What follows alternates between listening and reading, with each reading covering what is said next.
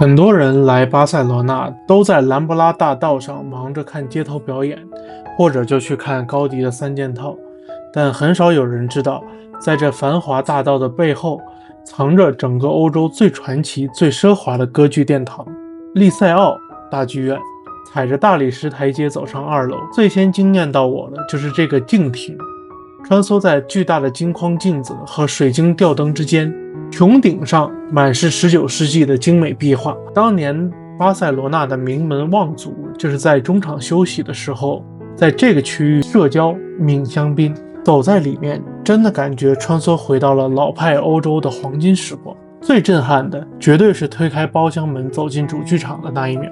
整座大剧场呈完美的马蹄形，5层包厢被纯金雕花和红绒布包裹。这里曾经历了1994年的大火，并浴火重生，交响乐响彻整个空间，那种声学和视觉的双重冲击，会让我们的耳朵和眼睛同时进入了另外一个境界。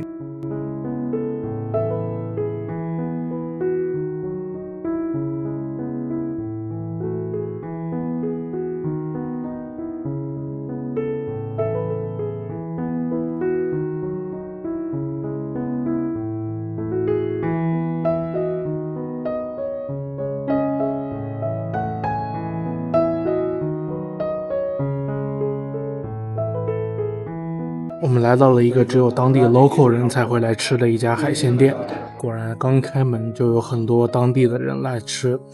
我们点了他们家的招牌烤羊肩肉、墨鱼汁的海鲜饭，以及一些前菜和他们的推荐的一个 bread， 一整盘海螺烤，好鲜甜啊，好吃。千万不要碰到这个锅壁，它说特别烫，你不要碰到。这个量也太大了。哇，还有这海鲜饭，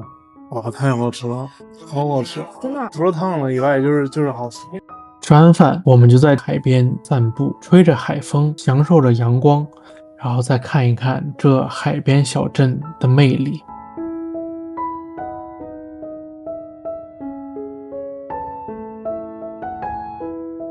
在西班牙，就是你在高速公路边上就能看到很多名胜古迹，比如说城堡或者教堂，在远处的山顶上或者是在一个山丘上就能看到，还有一些残破的城墙壁。我觉得这一些景点就是免费能在高速上看到，这就非常值得。毕竟我们赶路也不可能就是说每个景点都能看到，但是也不会那么的枯燥。我觉得这一路高速上面非常的漂亮。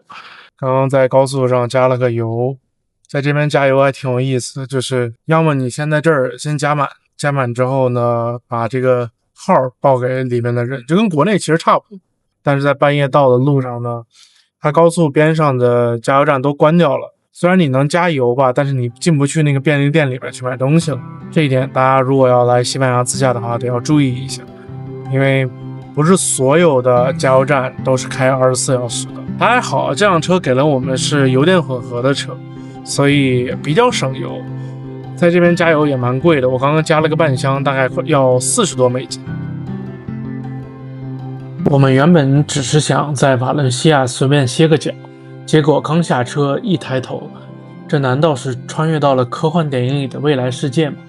就是这里，瓦伦西亚直接掏出了他的杀手锏。前几天在马德里和巴塞罗那全是厚重的砖石、繁复的雕花和高迪的狂想，而在瓦伦西亚迎面砸过来的是绝对的纯粹，毫无保留的现代科技感冲击。难怪那个瓦伦西亚人要瞧不起马德里和巴塞罗那人，他们是有原因的。建筑大师卡拉特拉瓦直接把这座城市变成了外星基地，巨大的纯白骨架、极简的流线，还有反射在地中海蓝天的镜面水池，这种宏大、利落又带着极强未来视觉拉张力的线条，和前几站的古朴厚重形成了极其鲜明的对比。讲真的，前几天审美疲劳的眼睛瞬间被这场未来美学洗得清清爽爽。我们从巴塞罗那一路往西南边开到格拉纳达的时候，我们是半夜到的格拉纳达。这个酒店它一个晚上是60多欧元，停车的话是外带1天20欧元，然后早餐免费，然后比较推荐 tomorrow。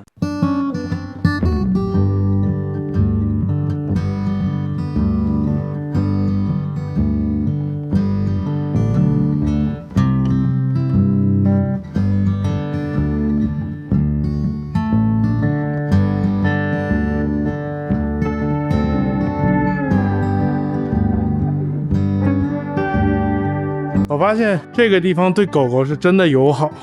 大街小巷能够见到的是很多没有拴绳子的狗，然后以及这些狗狗非常听主人的话，紧随主人的脚步往前走。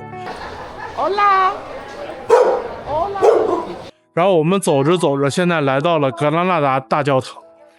由于当天格拉纳达大教堂有活动要举办，所以我们只能在外面看一看，参观一下，然后就到了旁边的圣赫罗尼莫修道院。刚进修道院，迎面就是这个极具安达鲁西亚风情的中庭，2层拱廊围着满庭的香橙树，阳光洒下来极其治愈。相比于热门景点的熙熙攘攘，这里的走廊安静的只能听到自己的脚步声和微风穿过树叶的声音。真正让人窒息的是推开主教堂大门的那一瞬间，整座教堂内部简直就是一座精美绝伦的艺术宝库，层层叠叠刻满了圣人与历史故事，恢宏又细致。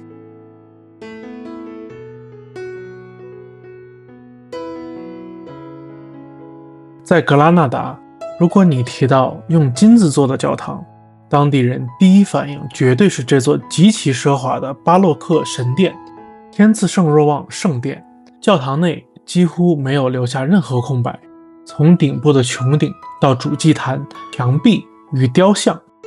几乎全部贴满了耀眼的金箔与银饰，被称为活生生的金箔艺术宝箱。这里的每一寸墙壁、每一个角落几乎全部覆满了耀眼的金箔，它没有留下任何一点视觉上的空白，把所谓的极繁主义做到了极致。最震撼的就是面前这个通体金黄的主祭坛，几十米高的高台完全由金箔雕刻和金子堆切而成，在灯光的烘托下，整个祭坛就像是在自己发光一样。这种视觉冲击力，照片真的拍不出来它的1/10。跟着路线走上楼梯，你可以直接走到主祭坛正后方的密殿，这里供奉的是圣若望。这座教堂是18世纪为了纪念当地救死扶伤的圣人而建的。在西班牙自驾的时候，我们发现了一个特别有意思的现象，在西班牙大街小巷看到的橙子树非常的多。后来搜了一下，发现这些橙子树主要以苦橙树为主。这种独特的城市景观是历史传统、景观需求和实地考量共同运作的结果。在8世纪，摩尔人，也就是阿拉伯人统治西班牙时期，将橙树引入了伊比利亚半岛。在阿拉伯文化中，橙树象征吉祥、繁荣与乐园，最初被大量种植在清真寺院和宫殿花园中，随后演变为特色景观。苦橙树在炎热的夏季能提供绝佳的遮阴效果，每年春季盛开的橙花会让整个城市弥漫着迷人的香气，到了冬天，果实挂满树枝，又为城市添加了浓郁的地中海色彩。既然已经来到了格拉纳达，怎么能不去参观一下阿尔罕布拉宫呢？作为摩尔人在欧洲留下的最后一座巅峰之作，这里不仅是阿尔罕布拉宫回忆里的神秘城堡，更是将伊斯兰雕刻艺术与地中海花园用到了极致的天花板。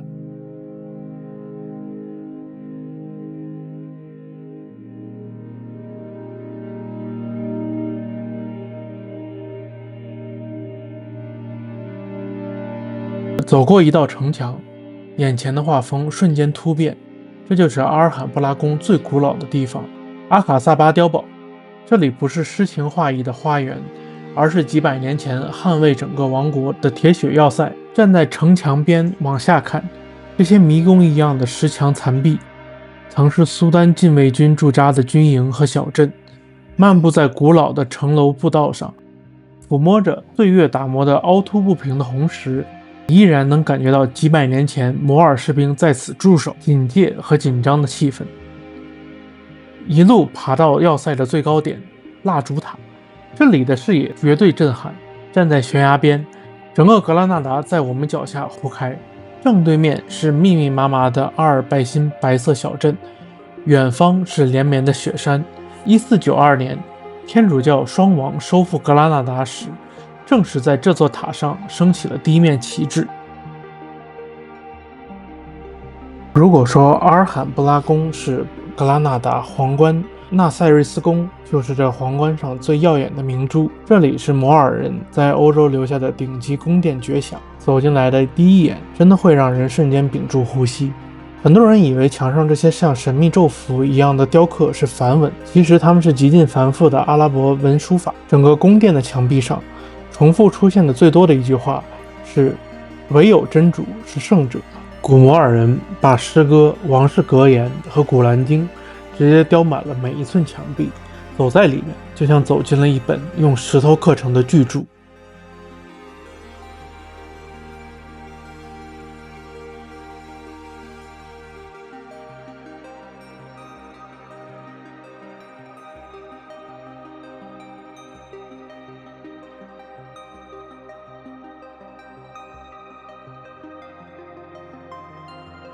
就是我们从那个地方一路